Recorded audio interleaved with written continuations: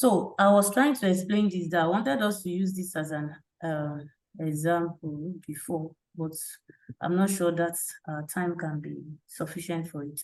But I think the explanation I gave is quite clear. Tell us what happened to you during your upbringing. Your roots is your upbringing. The right side of the trunk is the good memories you have during your childhood upbringing, and the left side are those bad memories that you can remember that happened to you while you were little.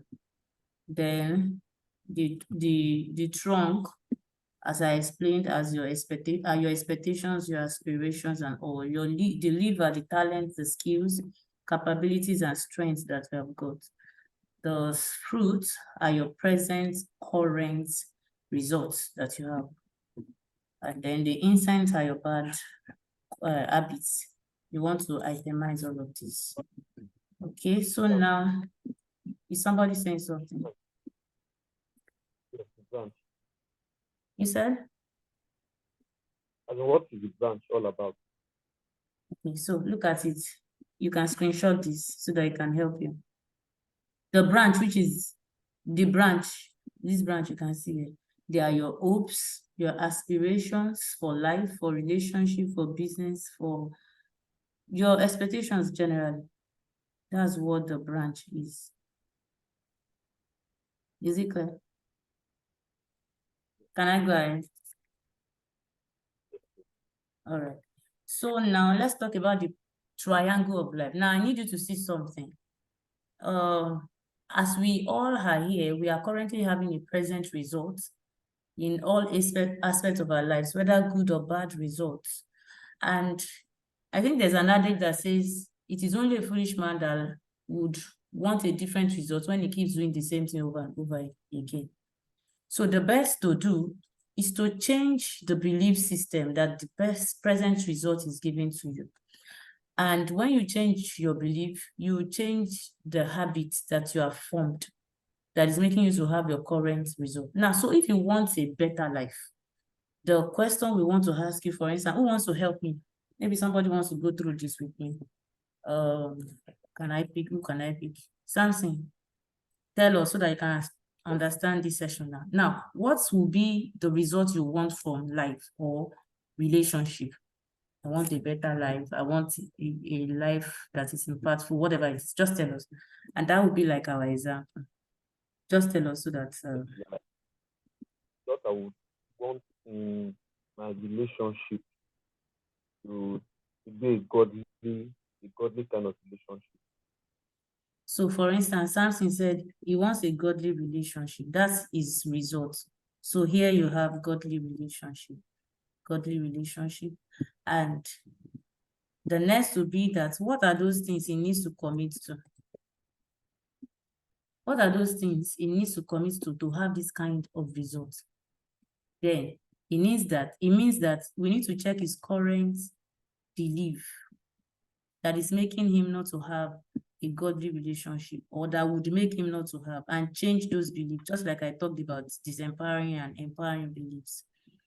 And I said earlier on that belief is formed by ideas plus thought plus concept.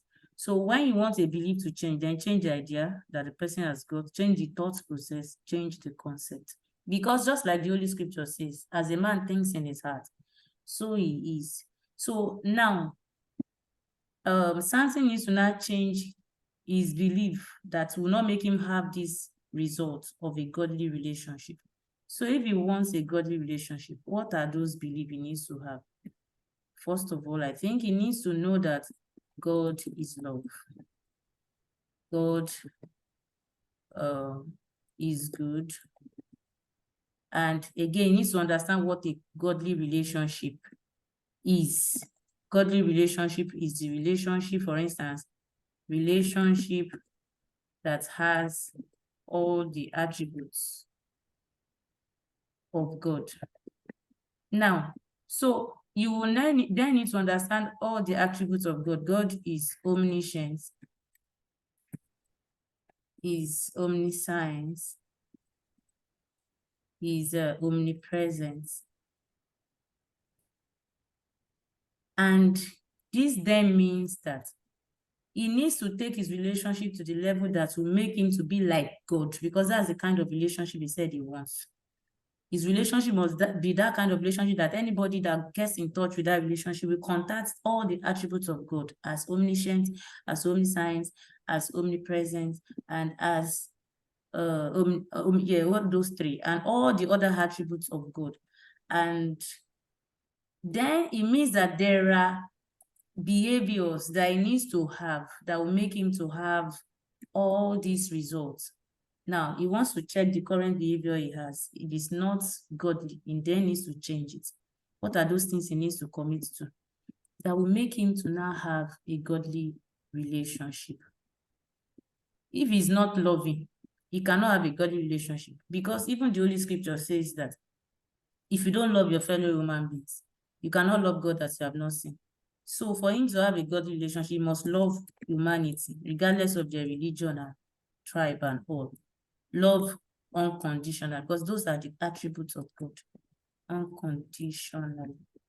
And he must, if you love, then it means that you have all the attributes of the fruit of the Spirit. So it means that you must possess all the fruits of the Spirit, all the fruits of the Spirit. Meaning that everyone that has contact with you and your family must have, they must see in practical terms that you exude gentleness, patience, long-suffering, endurance, and all of those fruits of the Spirit. Why? Because you are such that have a godly relationship. I don't know if you get it. So this is the results that he wants, but he needs to change his behavior. If he doesn't have all of these, first of all, he cannot have a godly relationship. And that's typical for Samson. It can be anything for anybody.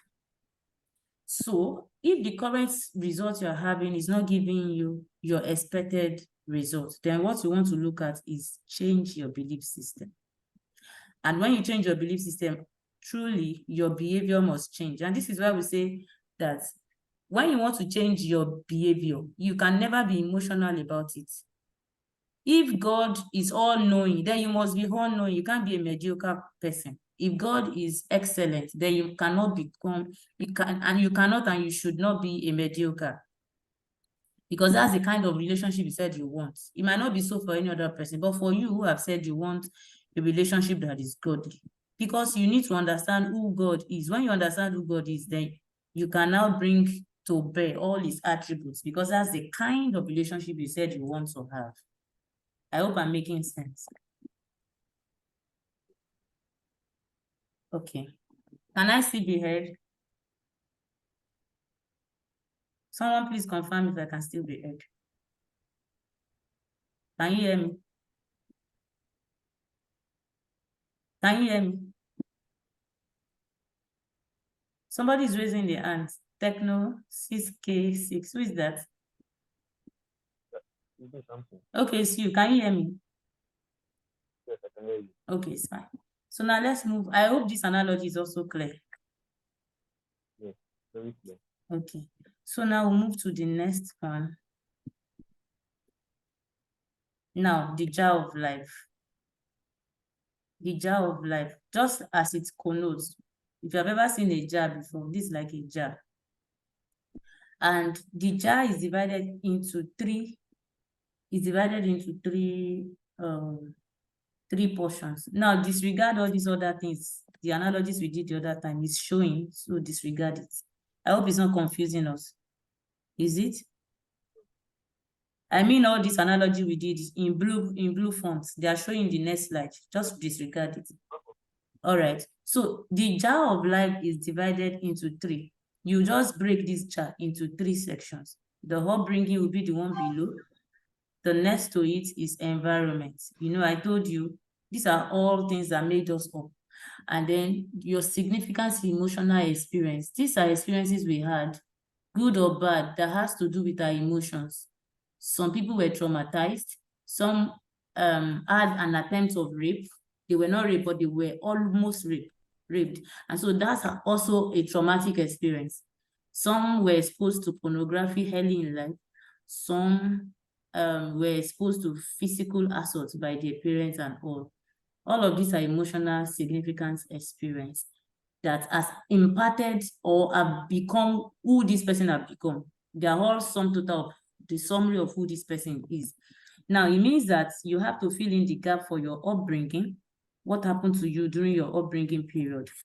What was the environment you were raised like? Was it like the Musholosha kind of environment? That environment where even you are the cool kind of person, but because of the environment, there's a slogan you always say, there's a way you talk, there's a way you dress, and all of those things, whether good or bad, you want to write them here. And then what are those significant experiences you had growing up? I had attempts of rape as a child growing up. I also I escaped pornography growing up as a child. I was like I was lured into it. Once I saw it, I just left. They called me back, but I tried not to go back. All right. So I had attempts of yes, I said it's rape. That's like an emotional experience. So even though I wasn't raped, but that's that's an experience. It did something to me, and that I need to heal from. And if you're not sincere to yourself, these things are there lying down somewhere, and the early little trigger, they just come. And I'll give you an example of what happened to me on the day of my introduction. I just told you of the fact that I wanted a man that can make decisions on his own. So after the introduction, because of some experiences I've seen with my dad and mom and all, after the introduction, we were strolling to the church venue for the aunts and the uncle of my intending husband then to see the location of the church and some other things. And then we got there, they were almost making him change his mind to say, why are you using this place? This one, that one. And I was watching the whole scenario.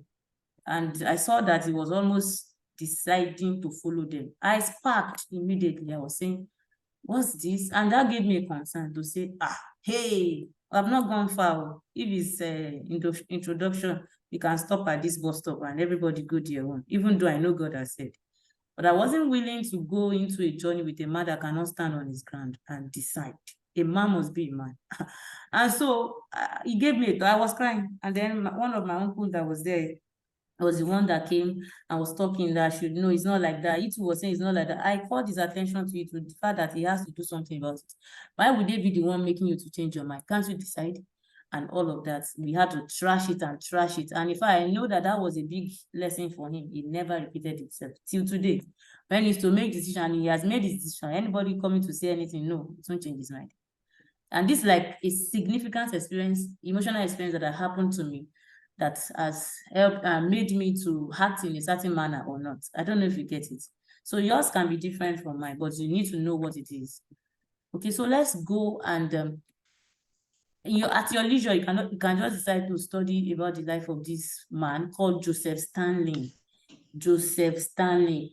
And I'll just give you an example of what his upbringing, what his child of life is, which is a combination of his upbringing, environment, and significance experience. I'll tell you a few stories about him. And his story is so long, but I'll just give you a summary about what it is about him.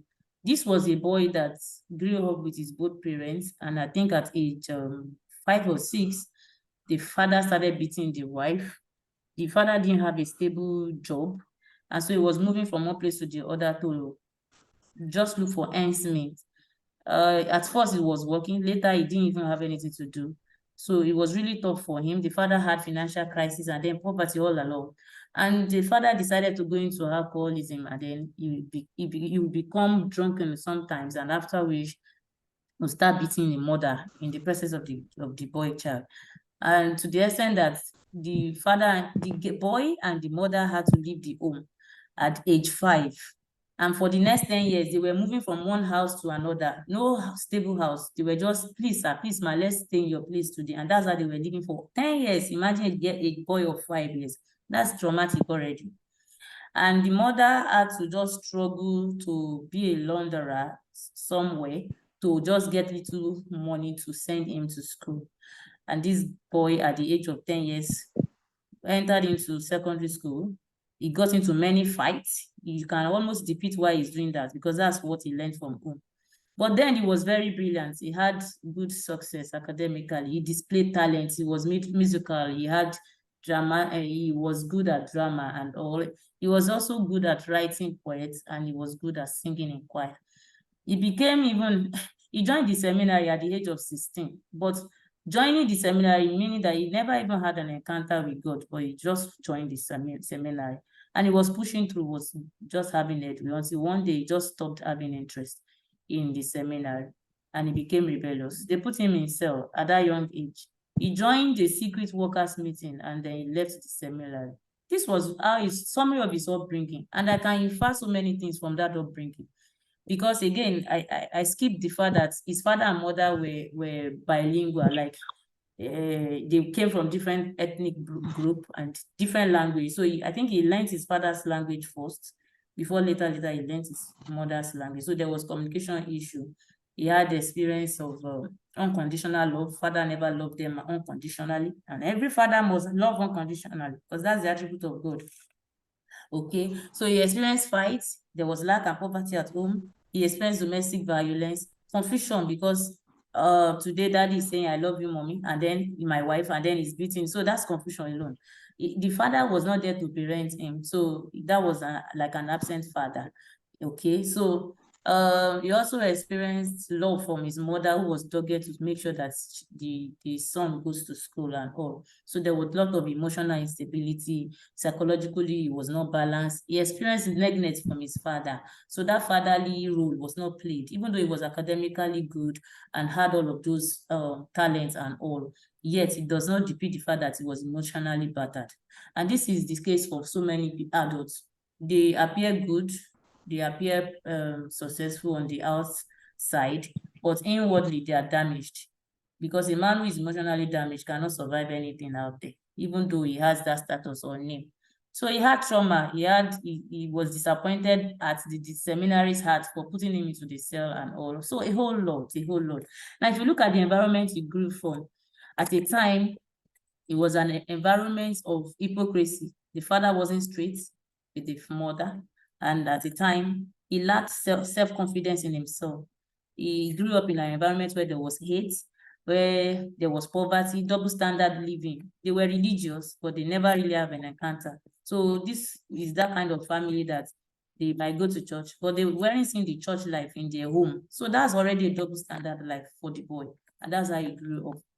So he became an atheist growing up because he left the seminary and never was he wasn't a Muslim, he wasn't a Christian, he just became an atheist. And he was influenced by a so-called mentor that he met on his way, who sponsored him through the seminary, paying his tuition fee, joined the Forbidden Book Club at school. He even became people you can call this, how do you call them now? This Boko Haram kind of a terrorist. He became terrorist. That many times they were looking for him. He was involved in kidnapping of several children of many wealthy figures in the society. He proved his worth to the Central Committee. They were looking for him for so many times, they won't see him. Many times he escaped. Sometimes he was taken, he was in the prison. But he was a dogged man that has determination. He was willing to take up responsibility many times, even joined the army. So these were backgrounds that he had that impacted in one way or the other. He had family crisis. So when he also got married, he never had time for his children, for his son. Okay. At a time, the wife lacked emotional support and all. The wife developed one health issue. I've forgotten the health issue now. So the wife had mental health problem. There were arguments that led to the other. The wife committed suicide. Upon all of this, the man became flat and then began to have sexual relations with other ladies. So he entered, or he delved into what we call series of humanizing kind of issue. And remember that I didn't take care of his son. And the son was feeling like, I don't have a father, even though he had a father. So this was the environment he grew up from. And so his emotional experience for him, I've deduced from here, is that there was no family togetherness for him. He experienced jail, and he experienced series of exile experiences, like he was expelled from his native home. He experienced the bereavement of his wife, because that his first wife also died. And then he also became promiscuous. He was never available to parent any of his children, because even after the first son, he also had another child, which he never had time to parent. So he was moving from one bad life to another bad life, even though he had so much of great potential and all in him. So he lacked gratitude also, because he wasn't thanking God for what God had brought him, way good or bad and all of those things. So this is like a typical child of life of Joseph Stalin. You can Google and check his story and see that there are a whole lot of lessons to learn from him. So you have to do your own and then revert. So the assignment I'm giving you today is that you should do your own tree of life and your jar of life, and then you share on or before Monday, which is the 13th November. And I think we're calling it quits today, but then let me see if I can entertain question. We just have like 4 or 3 minutes. But then if I cannot answer question live and direct, you can just drop it with me on the WhatsApp and then I will attend to it. Yes, let me hear from you, just in case before it goes off. I hope I'm not talking to Yeah, myself. thank you very much. All right. No, you're not. Yeah. So, thank you very much. Next bandit was very informative in and out during the session. So I'll see the videos and I'll be able to get through the concepts you shared. I have a screenshot of the assignment. That'll be useful. Thank you very much for your help. You're welcome. So I will share the recorded version in case some of us were not able to get through all of the sessions, so it's fine. Samson, do you have anything to say? Wuraola, anything from your end? Yes, Samson, please. Okay. Yeah, thank you very, very much for this section. Very interesting. Personally, I've learned meeting. So on what you said you needed before 13th of December, maybe you come again with the question. On Monday. I mean next The week tree of Monday. life and chat on Monday. Yes. Okay. All right. Thank you. Next week Monday. That's like in 5 days, right? 5 or 6 Okay. days. All right, Wuraola. Yes. Okay. Yes. Okay. Thank you. All right, you're welcome. So if there's no further questions or additions, so we'll call it quits. Apologies for extending the time. I just wanted us to finish this whole slide today so that we'll start from fresh notes next time. All right, thank you for your time. God bless you. Bye.